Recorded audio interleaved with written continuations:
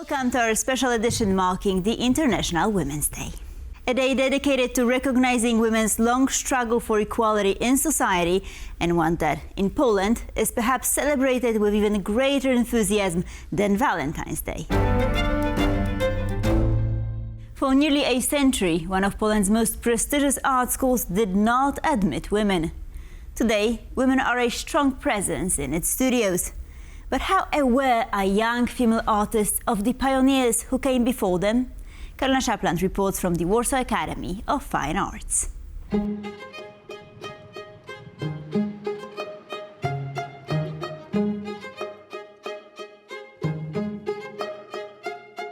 I'm standing right here in front of the Czapski Palace, the heart of Warsaw Academy of Fine Arts, Poland's most notable artistic institution.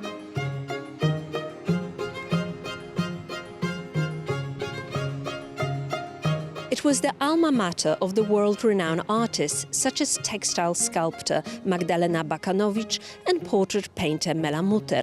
Their road to recognition was a thorny one, but they paved the way for generations of female artists. But are today's young creators aware that they're standing on the shoulders of giants? We're here to find out.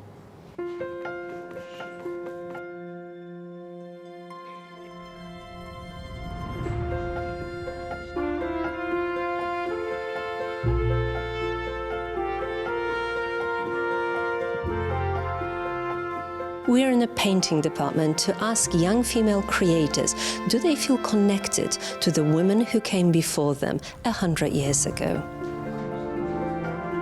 I feel very connected to the female spirit in general, but also to the women who came before me and who paved the way for me to be creating not in chaos as they did, but to be liberated in what I do and in life. Mela Mutter is one of my favorite artists. Also, Olga Boznańska is my very big inspiration because I love portraits, and this is my favorite part of painting, the human body and the human face.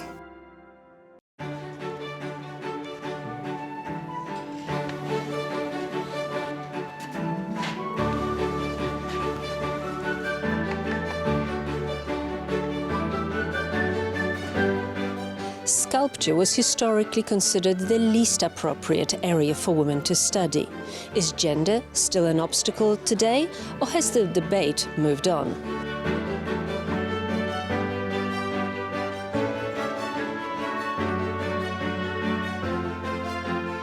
Most of the professors are still men, but I believe that many young artistic women are studying here in the Academy of Fine Arts, and that our generation is changing the gender norms. I just decided to focus on stay on the road, let's say, and yeah, that's why the gender norms aren't a big problem for me.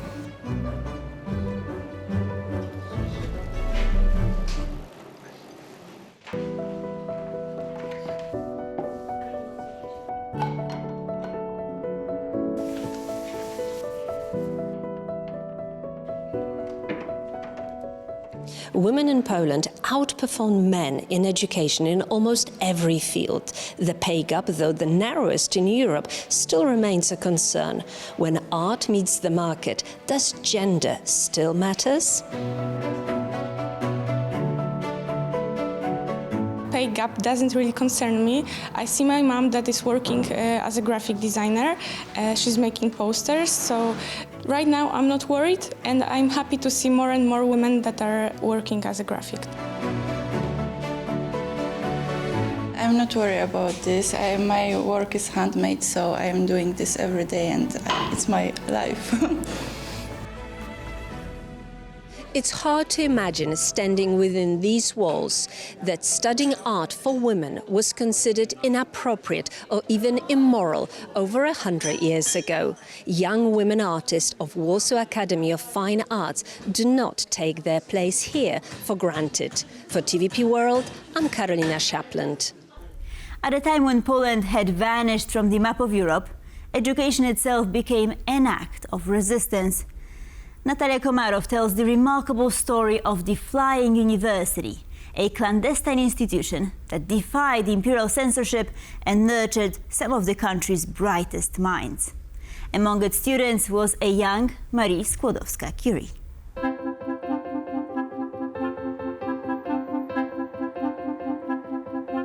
The University of Warsaw, currently one of the highest-ranking educational institutions in the country.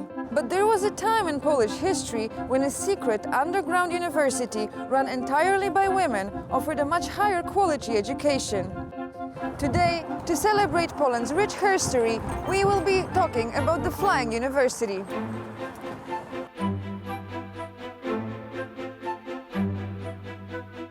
In the 19th century, there was no Poland on the map of Europe.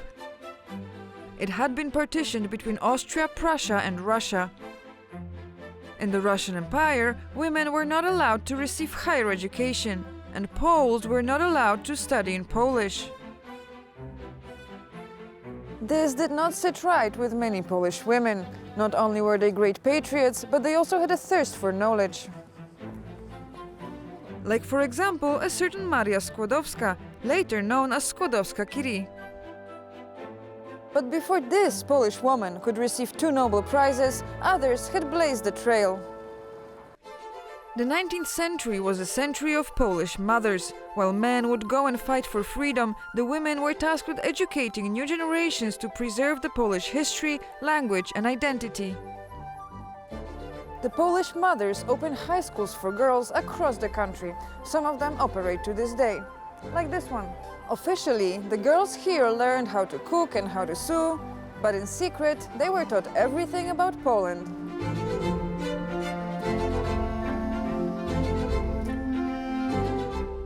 These educated young ladies wanted to go further. Barred from attending the University of Warsaw, they began meeting in secret to study together.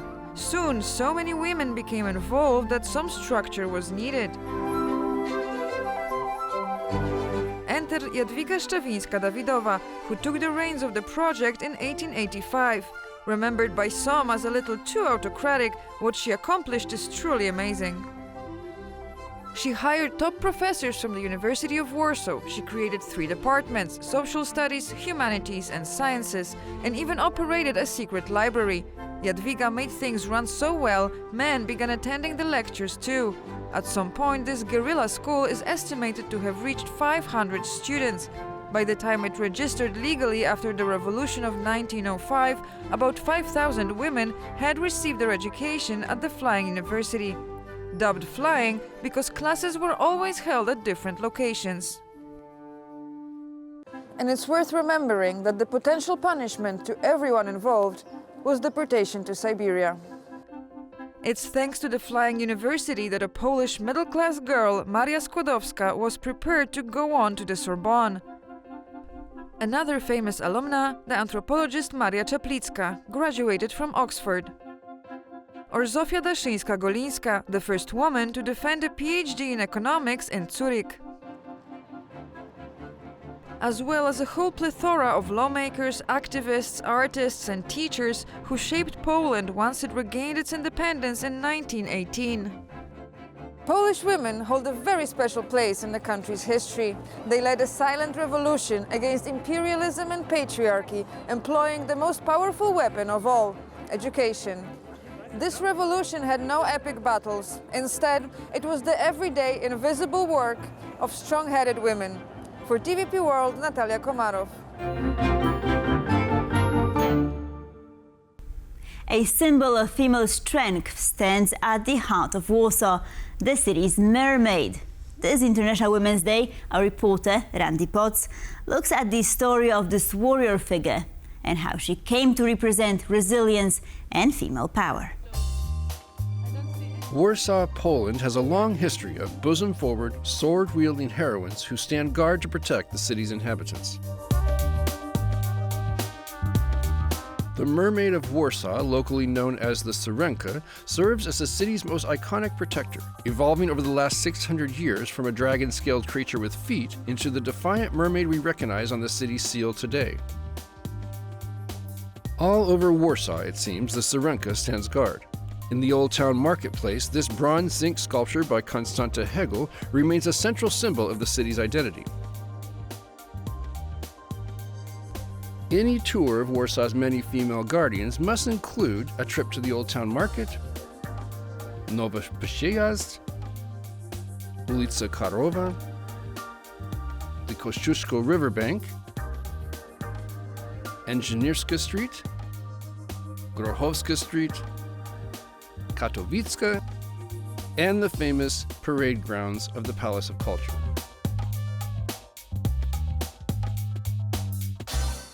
Though mermaids are usually associated with the sea, this Varsovian guardian is technically a freshwater Melusina, a river spirit who found her home under the currents of the Vistula River. Local legend tells of a mermaid who was rescued from a greedy merchant by fishermen. Upon gaining her freedom, she vowed to defend the city with her sword and shield.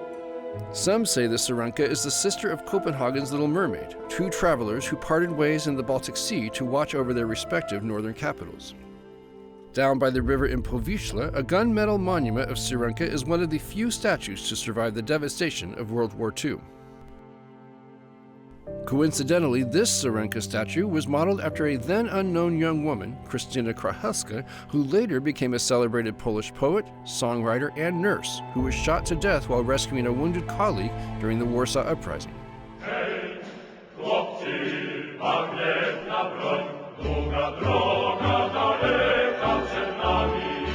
Krachelska's song, Hej chłopcy, bagnetna broń, became the most popular song among Polish partisans during the war. Joining this fighting sisterhood of steel and stone is the Warsaw Nika, a soaring monument dedicated to the heroes who fought for the city between 1939 and 1945.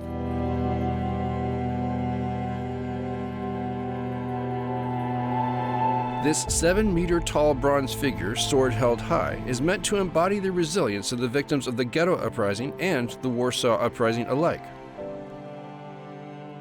Although these are the most prominent female guardians in Warsaw, many more examples are to be found on the city's buildings, streets, bridges, and even the clock on the Palace of Culture.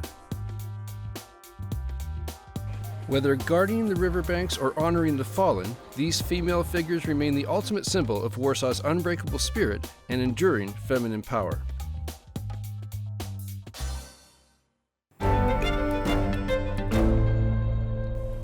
The Fryderyk Chopin University of Music in Warsaw has a special link with Kosovo. Kosovo's national composer, Mendy Mendici, studied here with the renowned Polish composer Krzysztof Penderecki. As Kosovo marked its Independence Day on February 17th, a special concert was held in Warsaw, celebrating the cultural ties between the two countries. The Kosovo Philharmonic String Orchestra filled the walls of Warsaw's Chopin University of Music with the works of Mendy Mendici, a legendary Kosovar composer.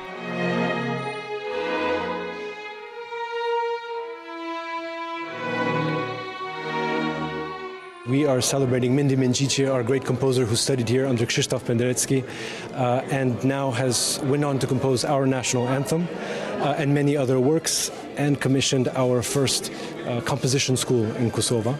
So all of that was done because he was able to come and study here in Poland. The Sounds of Kosovo concert marked the 18th anniversary of Kosovo's independence. Tonight, the sounds of Kosovo will reflect this past and present. They will evoke sorrow, joy, and calm. They will share a glimpse of the spirit of a country yearning to overcome its challenges, make an impression, and earn its place not only politically, diplomatically, and economically, but also in the European and global culture scene. The Kosovo-Polish relationship goes way back, with Poland recognizing Kosovo's sovereignty mere days after the country announced its independence. I wish for Kosovo for their independence to be eternal, for their democracy to be robust, and for the lives of their people to be prosperous. The notes of Mendici's most significant piece, Kosovo's national anthem, rang through the building, sending a powerful message of sovereignty and friendship.